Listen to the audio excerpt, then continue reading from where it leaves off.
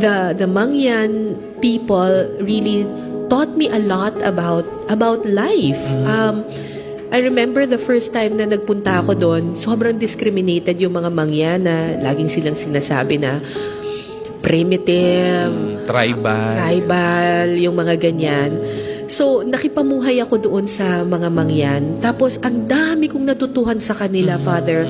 Una kong natutuhan sa kanila yung kumuha lang ng sapat para sa araw. Para naman yung ibang mga kasama natin ay makakain din. Yung hindi mo sasarilinin. Hindi mo sasarilihin ang lahat. Natatandaan ko kasi sobrang tumatak talaga sa puso ko yon. Kasi nung bata pa lang ako, ang nanay ko po kasi ay singer. Ang nanay ko ay composer, singer. So may kinompose na kanta yung nanay ko. Ang title ay Sana'y Mayaman. Tapos may sinasabi siya doon na parang kung ang pera ay 10 at ang tao ay 10 lamang, walang magiging mahirap kapag kukuha lang ng isa ang bawat isa. Pero paano kapag may isa na kumuha ng 9? Anong maiiwan sa 9 na natira? Kung kunyari, yung isang tao lang, kinuha niya yung 10 pera, anong maiiwan dun sa 9? Diba? Doon nagkakaroon ng mga mahihirap. So, nung pumunta ako sa bundok, tapos nakilala ko yung mga Mangyan, I'm sure hindi naman nila nakilala yung nanay ko, diba? Pero, ganun din yung kanilang mindset. Sabi nila, alam ko, nanguhuli kami ng isda sa ilog. Kasi sabi ko, alam mo kuya, kumuha kaya tayo ng malaking net para makakuha tayo ng maraming isda. Tapos, para po bukas wala na tayong hindi tayo magugutom. Tapos sabi niya, tapos tawa sila ng tawa. Sabi nila, bakit po tayo kukuha ng marami? Hindi naman po ako, mabubusog na po ako sa isa lang. Tapos sabi ko, sayang po daming isda, kunin natin lahat. Tapos sabi niya, bukas naman po nandyan pa rin naman po yung mga isda. Tama din naman. Ibibigay naman po yan ng Panginoon. Totoo naman. Bukas. Pero pag kinuha po natin lahat ngayon, baka po bukas hindi na tayo bigyan ng ilog. Dahil naging sakim tayo doon. Dahil naging sakim tayo.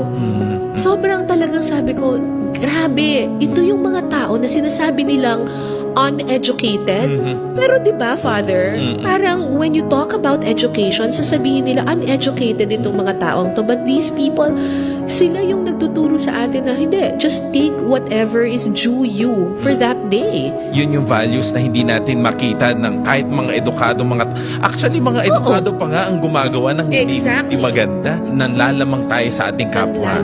Kaya yung isang siguro doon po sa mga tribo, sabihin natin sa mga Mangyan, makikita natin yung community spirit. And which brings me to one of my most memorable documentaries, which is Ambulansyang Depaa. Tungkol ito sa isang community ng mga Mangyan sa Mindoro Oriental, sa Bansud, Mindoro Oriental. Alam niyo, Father, nung umakyat ako dun sa bundok na yon, nagulat ako, lahat ng bahay may duyan. Yung duyan, ratan na duyan. Tapos sabi ko, ay may baby po. Akala ko may baby kasi may duyan eh. Ay may baby po kayo.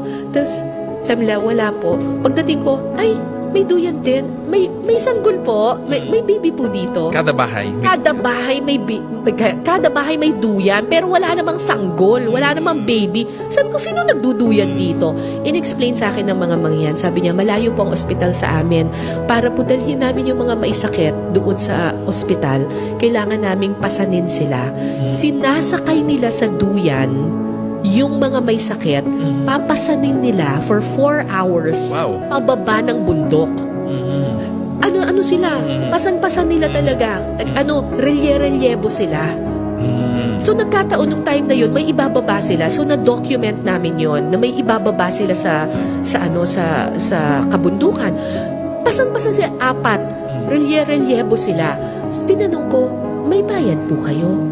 Tapos tumawa sila. Sabi nila, ba't kami hihingi ng bayad? Sabi ko, mahirap po magpasan. Wala po kayong honorarium, sweldo, talent fee. Ano ba naman sa atin dito? Lahat, di ba? Kada kibot mo may bayad, di ba? Sa kanila parang sabi nila, ay hindi po, ito po yung ginagawa namin ng kusa.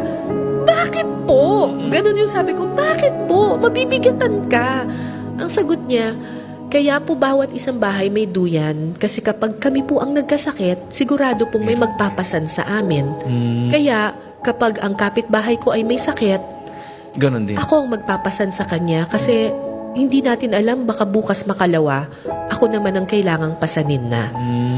Sila yung nagturo sa akin na ang mabigat ay gumagaan kapag marami ang pumapasan. Wow, napakagandang ano yun. Kasi totoo yun, di ba? Pag marami tayong nagpasan ng malaking problema, gumagaan yung problema. At Diba? hindi natin nakikita yun as problema. Correct. Kasi maapektuhan buong komunidad. Correct. Parang bayanihan spirit din. Ano? Grabe. Yung pala talaga ang value ng isang Grabe. Pilipino. Parang nawala na ngayon ang ganong konsepto. Doon sa bundok marami pa. Doon sa bundok marami pa. Kaya ako nagagalit ako kapag sinasabi nilang uneducated yung mga katutubong Pilipino. Kasi grabe ang values nila. Kasi pag sinabi natin edukado, kailangan makapagtapos ka ng kolehiyo, ng high school, Correct. yan, para masabi mo edukado ka. Pero yung mga paniniwala mo, yung values mo, hindi mo naman naisasagawa din. Hindi katulad ng mga nandoon sa bundok. Sobrang humbled ako, Father. Pag pumupunta ako sa bundok, tapos nakikilala ko sila at nag-uusap kami, humbled ako. Kasi eto ako, nakapagtapos ng kolehiyo, may master's degree and all. Pero, Ibang-iba sila. ang dami kong natututuhan pa rin sa kanila.